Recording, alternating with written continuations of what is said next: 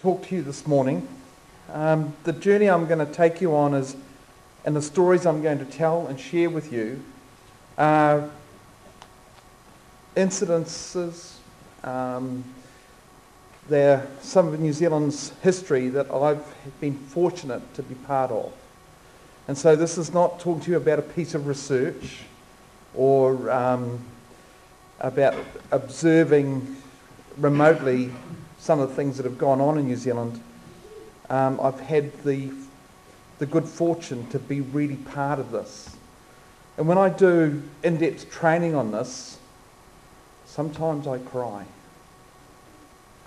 And that emotion comes not from all the harm and the hurt I've seen, because I've sat down with hundreds of victims and through that witness some of the horror that no human being should have to go through.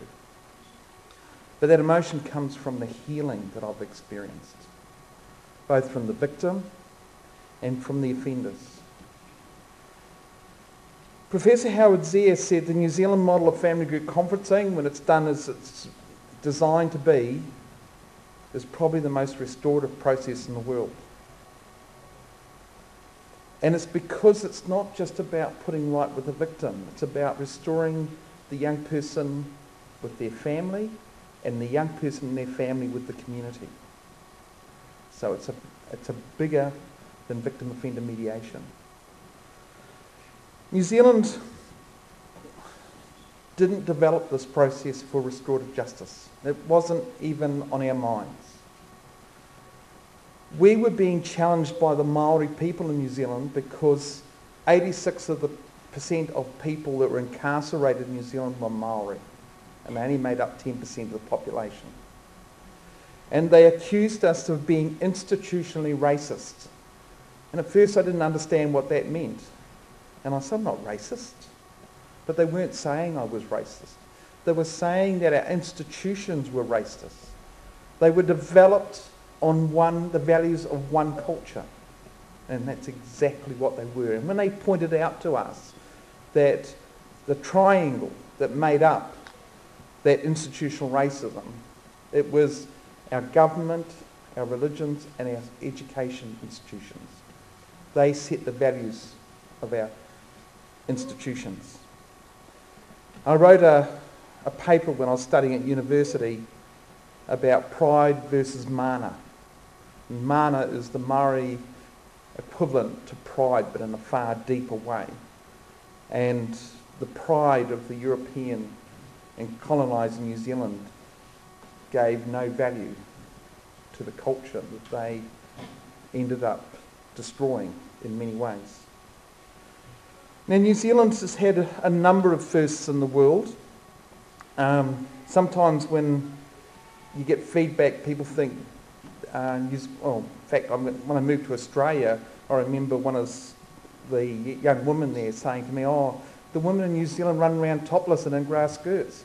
And I said, do you think I'd be here if that was true?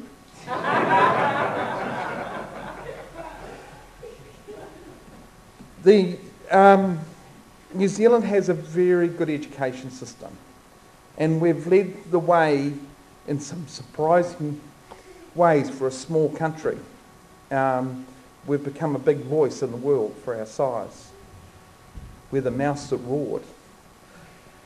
And it's not just around this, but it's our way of finding new solutions by being isolated from the rest of the world. One of the first was we were the first country to give women the vote. A lot of people don't realise that. We're also the first country to adopt the 40-hour week as a working week. Lord Rutherford, a New Zealander, was the first man to split the atom in Britain. It was a New Zealander that led your space exploration program on the trip to the moon. Can't remember his name right now, but he's been honoured both in America and New Zealand for those efforts. In smaller achievements, New Zealand, it was a farmer that needed to find a way of getting up the rivers on the Canterbury Plains, and he invented the jet engine for boats. And to prove its worth, it was the first powered boats to go up the Colorado River through the Grand Canyon. It was this we call it number 8 wire attitude. We repair anything with a piece of number 8 wire that drove us to find new solutions for things. And this came about with this challenge of institutional racism. The minister at the time, Ann Herkis, was the Minister for Social Welfare and the Minister of Police. It was a good combination, and it was right for this time.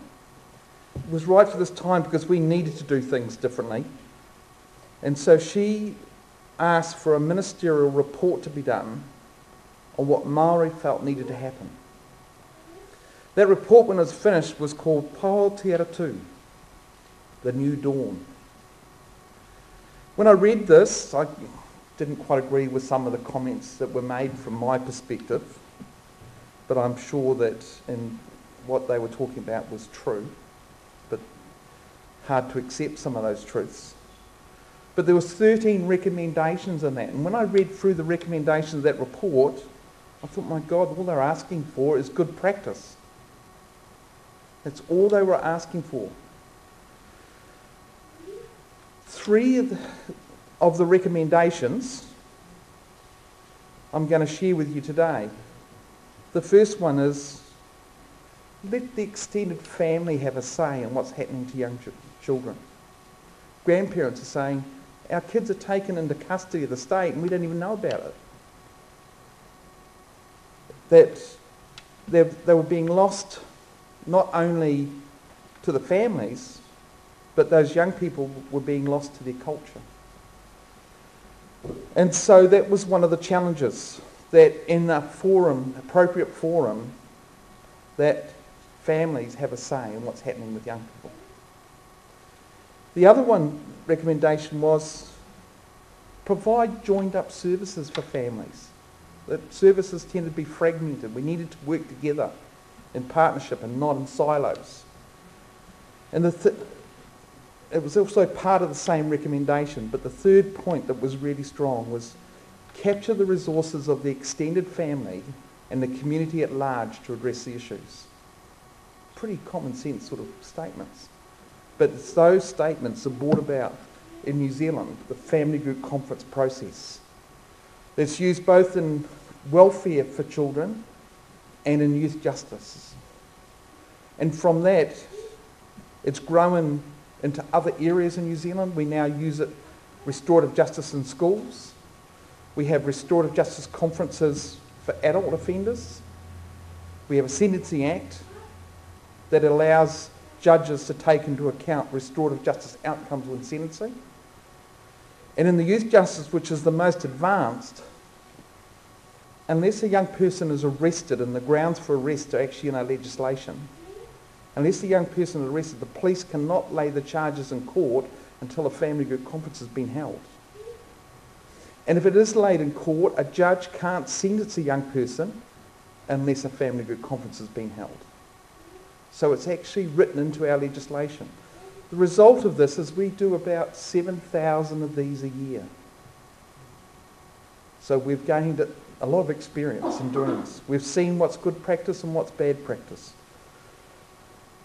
But what I have witnessed is a massive healing in New Zealand between the cultures, because the model that we adapt is, in New Zealand, it's actually how you convene the meeting. It's the most critical part. You have to consult with the family about their decision-making processes. How do they meet? How do they come together? Where do they come together? And you design the family group conference around that. You've designed the family group conference to suit the participants that are going to be part of that meeting, against another model that's been taken from the New Zealand model, which is a scripted model and the same for everybody.